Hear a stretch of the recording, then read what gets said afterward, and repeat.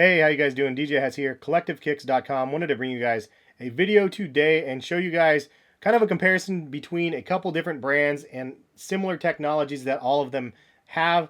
And primarily the Saucony Everun is the one that I want to focus on because this is a new technology that Saucony is bringing us that is very comparable to Adidas Ultra Boost. So I wanted to show you guys them up close, and hopefully you guys find this video helpful again. I have the Skechers Burst for comparative purposes as well. I did a full detailed review of these next to the Adidas Boost in the past. I also have the Puma Energy, which is one that probably most people do not know about. And this is a very interesting idea and technology where Puma has definitely been one that has been battling out Adidas for the rights to be able to use Boost type material. And then we already know and love the Adidas Boost technology in the Ultra Boost right here. But this is where the things get crazy, because Saucony also has something called Everrun, and this material is very Boost-like. And I have to say, I wore these, they're a bit dirty. I actually brought these to Hawaii and wore these primarily like everywhere when I was in Hawaii, and it's definitely the closest thing to Boost that we have so far. So I know I've done a video comparing Boost to Burst, and you can see the difference up close. Like Boost versus Burst, it kind of has that same sort of vibe, but this is kind of a falsified version. It's really just foam with a bunch of different angles to it. They just made it look like it was a bunch of pellets combined. It really isn't, though. It's just a foam based sole. The Boost, on the other hand, you can see all of the pellets that have formed to create this Boost midsole on there. And so this isn't as responsive. It's definitely softer, but it's not as responsive as Boost.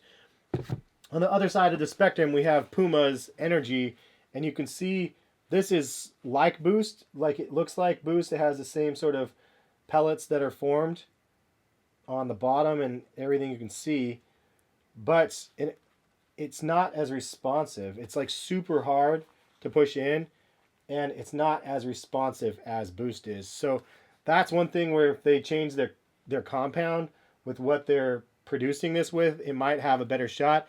But this was the very first pair that hit the market like this that I know of, and it's not Boost like at all. It's just too firm. So you have one end where it's too soft. You have the other end of the spectrum where it's too firm. Boost is kind of the perfect medium where it's squishy but very responsive at the same time.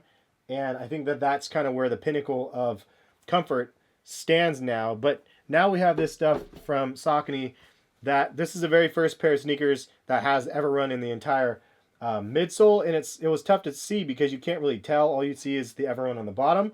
But when I took out the insole, I noticed that this has full length material, and it's not just a layer on top. It actually goes through all the way to the bottom. So that was what sold me on wanting to really give this a solid try, is that it's not just a little like covering of this type of material. It's really a full thick midsole that is covered in this Boost-like material.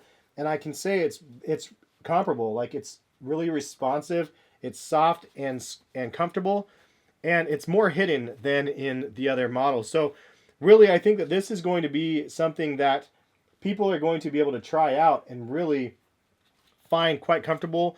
This is a performance running shoe, but I wore these casually, and I was really pleased with the results. I could wear these with socks or without, but regardless, it was a really comfortable pair of sneakers, and the Everrun definitely stood up and lasted like the Boost sort of does, where it's just responsive and it doesn't run flat. And it's just, I don't know, I'm really excited to see where Saucony goes with this Everrun, especially with the lifestyle side of things. I'm a huge fan of the Originals line. Obviously, the Shadow 5000 would be really dope with Everrun material on the midsole for that. I think that this is the closest thing we're going to get to Adidas Boost in this Everrun technology, and it's something that I highly recommend you guys trying out for yourselves. If you guys are runners and if you tried Everrun, leave a comment, let me know. But I really think that Saucony is the closest thing that is competition to Boost and that type of responsive material. And I like the fact that they encase it inside the shoe like this, where it's hidden.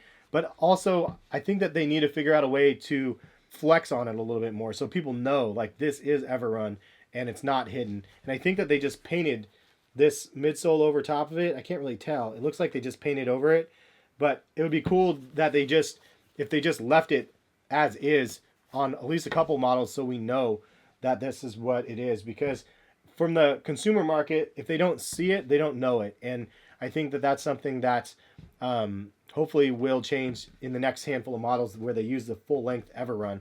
So that's kind of a comparison between all of them. Hopefully this was somewhat informative. That is my 2 cents. If you guys are interested in buying Boost or Everrun, I will link those in the description for you guys. So the Ultra Boost is 180 retail. So then the Saucony Freedom ISO, which they actually have some really sick colorways of these.